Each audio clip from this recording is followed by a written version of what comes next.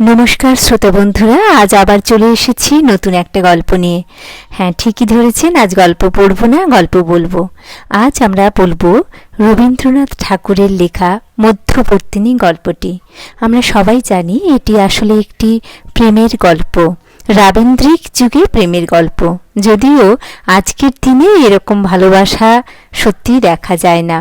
অসম্ভব সুন্দর একটি গল্প। গল্পের মূল চরিত্র, মূলত তিনটি চরিত্রকে কেন্দ্র করে গল্পটি আবর্তিত হয়েছে। আমরা নামকরণের মধ্য দিয়েই যেন তার খানিকটা গন্ধ পাই। নিবারণ এবং হরসুন্দরী, আর তার সাথে আমরা মাঝে পাব শৈলবালাকে। নিবারণ তিনি একদম সাধারণ সাংসারিক একজন মানুষ, ম্যাকমোহন কোম্পানির আপিসের হেডবাবু।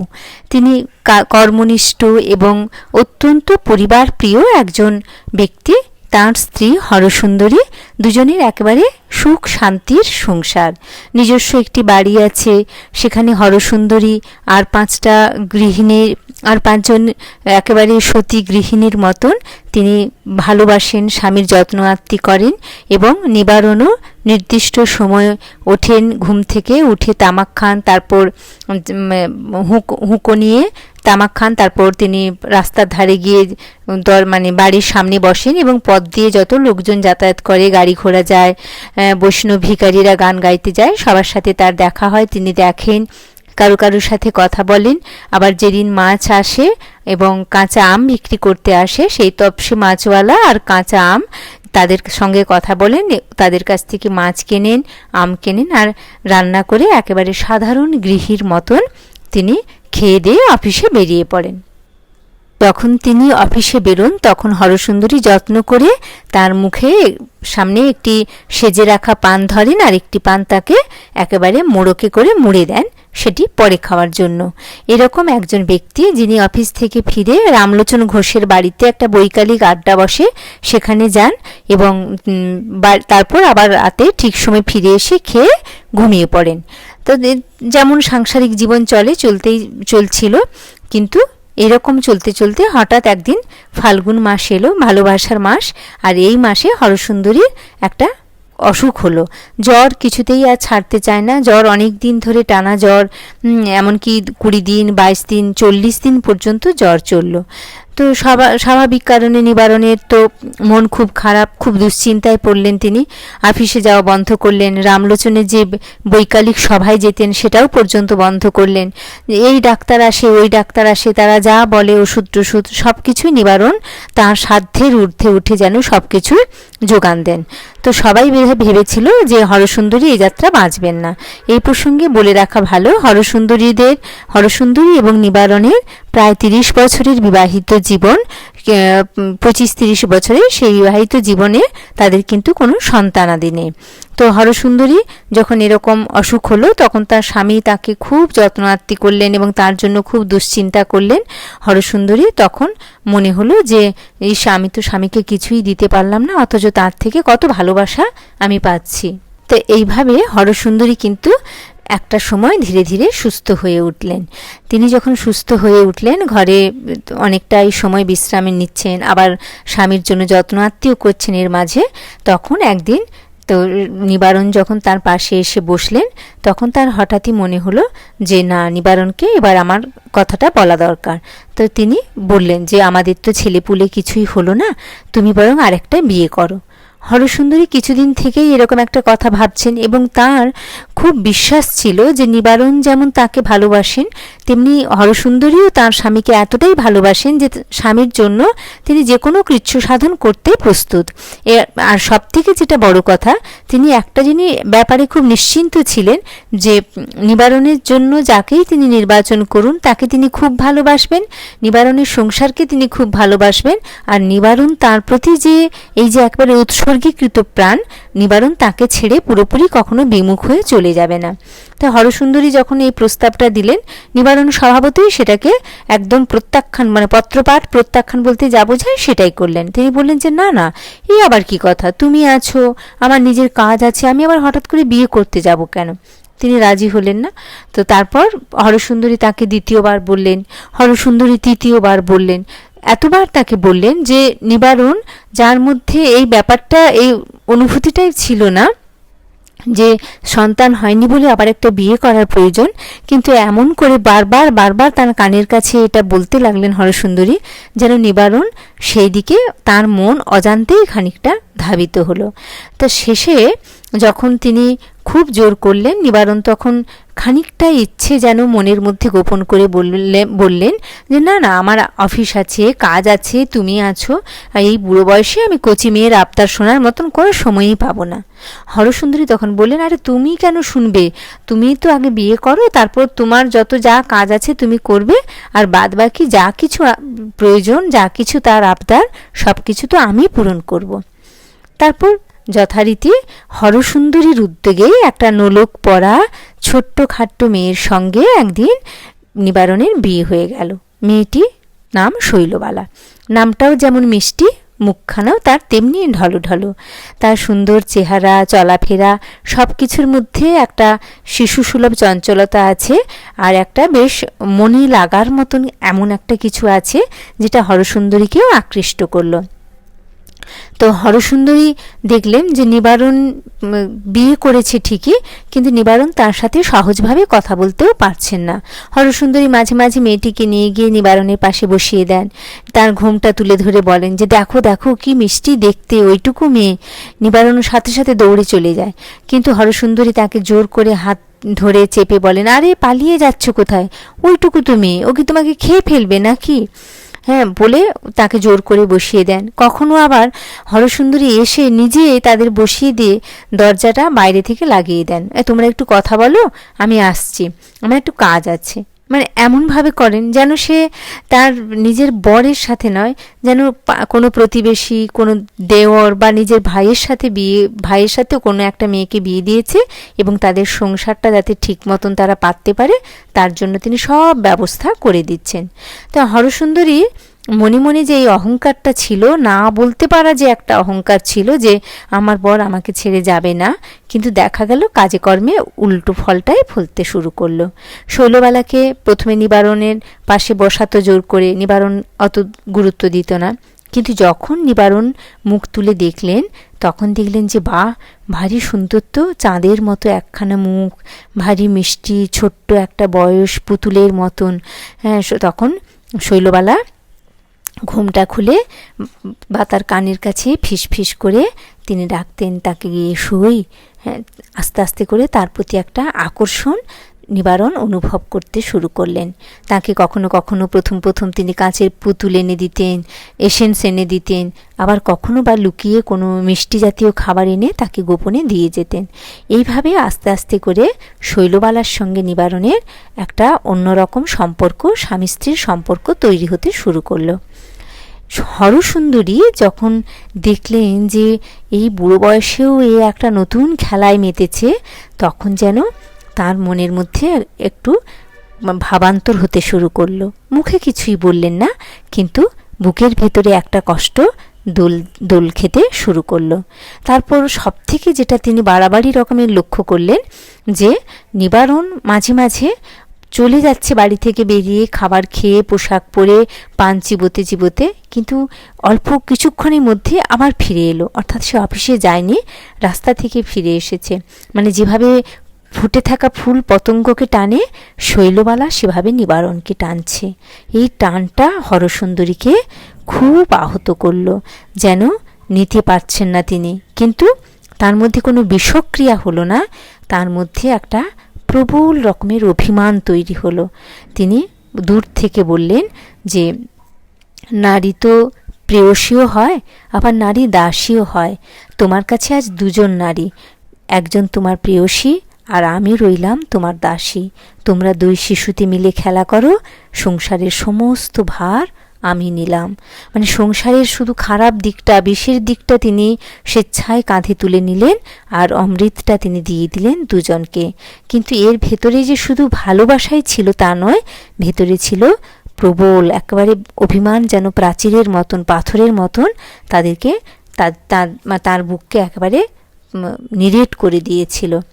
তো আস্তে আস্তে আস্তে আস্তে করে দেখা গেল যখন সব কিছুকে মেনে নিয়েছেন হরসুন্দরীর সেই আস্তে তিনি সুস্থ হয়ে, সেই যে অসুখ করেছিল তার একটা প্রভাব ছিল, তিনি আস্তে আস্তে করে সুস্থ হয়ে উঠলেন। তার যে শুকিয়ে আসা জীর্ণ কলেবর ছিল সেটাও ক্রমশ যেন ভরাট হতে শুরু করলো। হ্যাঁ, কিন্তু তখন তিনি দেখলেন যে নিবারণ পুরোপুরি শৈলবালার প্রতি নিবেদিত প্রাণ হয়ে গেছে। তিনি নিজের মানে যে 8 বছর বয়সে যে শয্যায় এসে প্রথম শুয়েছিলেন, তিনি বুঝলেন 27 বছরের বিবাহিত জীবন ভোগ করার পরেও সেই শয্যা তাকে ছেড়ে দিতে হবে আজ অন্য একজনকে। তিনি প্রচণ্ড দুঃখ, প্রচণ্ড আফসোস নিয়ে সেই শয্যা ছেড়ে দিলেন শৈলবালা আর নিবারণকে। তিনি চলে গেলেন পাশের ঘরে। সেখানে গিয়ে তিনি থাকতেন। তখন তিনি শুনতে পেতেন যে গলিতে মাঝরাতে কেউ একজন, তিনি কি করছেন, এসরাজ বাজাচ্ছে তার, আর এদিকে ঘরে গান শোনাচ্ছে নিবারণ তার বউকে, কবিতা পড়ে শোনাচ্ছে, তার সাথে গল্প করছে। তখন হরসুন্দরীর মনে হতে শুরু করলো, আমি তো এভাবে কখনো পাইনি। নিবারণের যে ভেতরে এত যৌবন, এত যে রসের উৎস ছিল, আমি তো কখনো সেই উচ্ছ্বাস লক্ষ্য অনুভব করিনি। আমার তো সেটা প্রাপ্য ছিল। আমার কাছে যেন সবটাই এসেছে নিয়মের মতো, আমি নিয়মের মতো করেই জীবনকে পেয়েছি।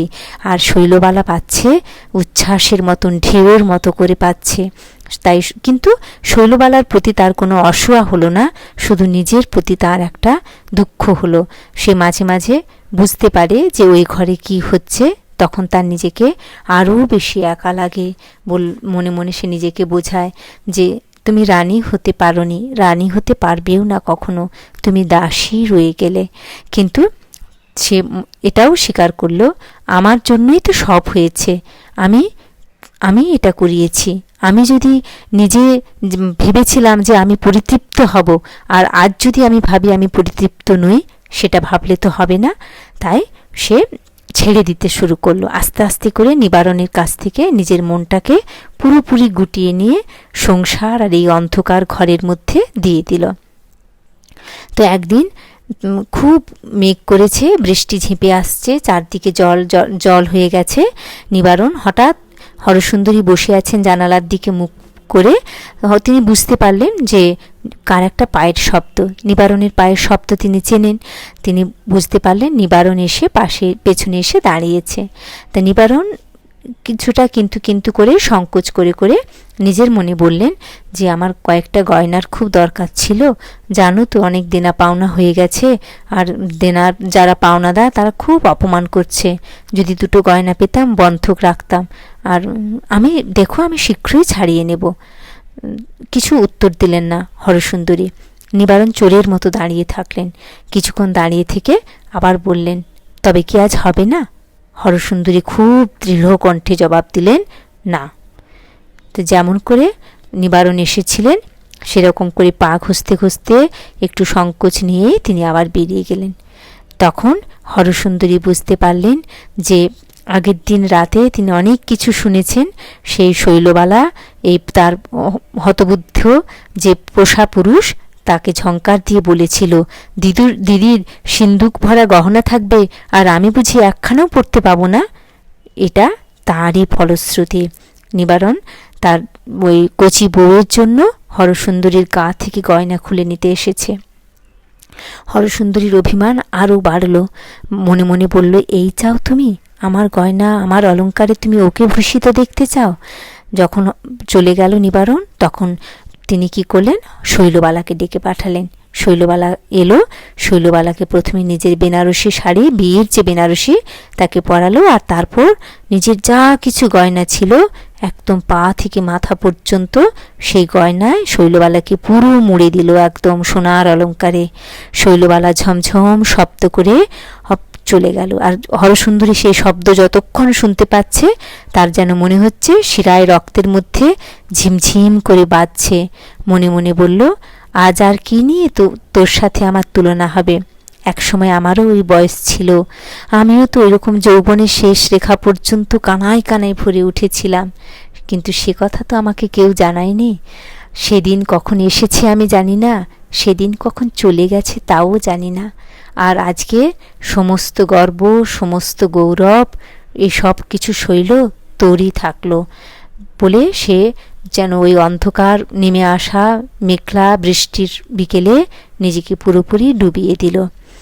তো এরকমভাবে হরসুন্দরীর দিনগুলো কাটছিল। কিন্তু এদিকে একটা ঘটনা ঘটল। নিবারণ বউয়ের প্রতি এতটাই নিবেদিত হয়ে গিয়েছিল, সে যেন কেনা দাসেরও অধম। তাই তাকে তার বউ শৈলবালা যা যা চাইতো সে তা জোগাড় করার চেষ্টা করত। কিন্তু হরসুন্দরী তো সব দিয়ে দিয়েছে। যখন দেখলো যে হরসুন্দরীর কাছ থেকে পাওয়ার রাস্তা বন্ধ, তখন সে কি করলো, তার যা অফিস থেকে টাকা সরাতে শুরু করলো। আজ 20, কাল 25, কাল 50। তার মনে মনে একটা আশা ছিল, আমি সব শোধ দিয়ে দেব। কিন্তু সরাতে সরাতে সরাতে সেটা একটা খুব বড় জায়গায় গিয়ে পৌঁছলো। কিন্তু নিবারণের ছিল তার একেবারে পুরুষানুক্রমে চাকরি। তাই ম্যাকমোহন কোম্পানির যখন ক্যাশ তহবিল থেকে এটা সরালো, তখন তার সাহেব কিন্তু তাকে শুরুতেই একদম কঠিন শাস্তি দিলেন না। বললেন যে ঠিক আছে, আপনাকে আমি 2 দিন সময় দিচ্ছি, টাকার যে তহবিল ভেঙেছেন সেটা দিয়ে দিন। কিন্তু কোথায় পাবে? মাত্র 2 দিনে, এতদিন ধরে আস্তে আস্তে করে যে টাকা সে সরিয়েছে, 2 দিনে কি করে তা শোধ করবে? তার কাছে তো 2 আনা পয়সাও আর নেই। আর সাহেবের হিসেবে দাঁড়িয়েছে পুরো একেবারে 2500 টাকা। তখন নিবারণ ধীরে ধীরে হরসুন্দরীর কাছে গেল। সে তো পাগল হয়ে উঠেছে, হরসুন্দরীকে সব খুলে বলল। তখন হরসুন্দরী শুনে তো একেবারে চোখ মুখ পাংশু হয়ে গেল। নিবারণ বলল, শীঘ্র গহনাগুলো বার করো। হরসুন্দরী বলল, সে তো আমার কাছে নেই, আমি তো সমস্ত ছোট বউকে দিয়ে দিয়েছি। নিবারণ বলল যে তুমি সব দিয়ে দিলে? কেন দিলে সব ছোট বউকে? কে তোমায় দিতে বলল? হরসুন্দরী বলল, তাতে ক্ষতি কি হয়েছে? সে তো আর জলে পড়েনি, তোমার বউয়ের কাছেই আছে। কিন্তু নিবারণ বলল, তবে তো তুমি জানো তার কাছে থাকা আর না থাকা সমান। আমার মাথা খাও, বলো না যে আমি বলেছি। তুমি যাও, যদি তুমি তাকে বুঝিয়ে সুঝিয়ে কিছু করতে পারো। কিন্তু হরসুন্দরী খুব বিরক্ত হলো এবং প্রচণ্ড ঘৃণা ছুঁড়ে দিল বরের প্রতি। সম্ভবত এই প্রথম সে ঘৃণা করলো, দিয়ে বলল যে এখন কি সেটাই তোমার সময়, যে তুমি সোহাগ দেখানোর জন্য তার কাছ থেকে সোহাগ পাবে বলে তার কাছে সত্যি চেপে রাখতে বলছো? জোর করে স্বামীকে নিয়ে ছোট বউয়ের ঘরে ঢুকলো। বলল, ছোট, কোথায় রেখেছিস টাকা, গয়নাগুলো বার করে দে। আজকে সমস্ত খুলে বলল যে এই বিপদ। কিন্তু ছোট বউ সে তো এত সব কিছু ধরবে না। সে বলল যে আমি এখানে, মনে মনে ভাবলো যে আমি এখানে এসেছি শুধু সুখ সুবিধে ভোগ করার জন্য, সংসারের অসুবিধে দেখার জন্য তো এতকাল তোমরাই ছিলে। তোমরা এসব বুঝে সুঝে দেখো, আমি আর কি জানি, আমি এসব কিছু জিনিস দেবো না। সে একটাই কথা বলল যে আমি কেন দেব, আমি দেব না। আর যদি তাকে তখন শৈলবালা বলল যে ভেঙে ফেলবো, চাবির গোছা দে। তখন হরসুন্দরী যখন বলল যে তোর ভেঙে ফেলে বার করো, তখন শৈলবালা কি করলো, তার যে সিন্দুক ছিল তার চাবিকে একেবারে জানালা দিয়ে, সামনে একটা জলাশয় ছিল, সেই জলাশয়ের দিকে ছুঁড়ে দিল। হরসুন্দরী বলল যে তালা ভেঙে ফেলো। শৈলবালা বলল, যদি তালা ভেঙে আমার গয়না বার করো তাহলে আমি গলায় দড়ি দিয়ে মরবো। নিবারণ তখন বলল, থাক, ঠিক আছে, আমি চেষ্টা করে দেখছি আর কোথাও পাওয়া যায় কিনা। নিবারণ বহু কষ্টে চারদিক খুঁজলো, কিন্তু কোনোভাবেই সে জোগাড় করতে পারল না। তখন 2 ঘন্টার মধ্যে সে তার পৈতৃক বাড়ি, যে বাড়িটাতে তাদের এতদিনের আশ্রয় ছিল, সেটাকেই 2000 টাকায় বিক্রি করে দিল। কোনোভাবে সে নিজে সাহেবের হাত থেকে বাঁচলো, কিন্তু চাকরিটা সে বাঁচাতে পারল না। সাহেব বলল, চাকরিতে তুমি বিশ্বাসভঙ্গ করেছো, তোমাকে চাকরিতে রাখবো না। এদিকে হরসুন্দরী আর শৈলবালা জানালো সেও গর্ভবতী। এই রকম পরিস্থিতিতে নিবারণ তো জলে পড়ার মতো অবস্থা। হাতে সামান্য যা 2-1 টাকা ছিল তাই নিয়ে কোনো মতে ছোট্ট একটা ভাড়া ঘরে গিয়ে উঠল।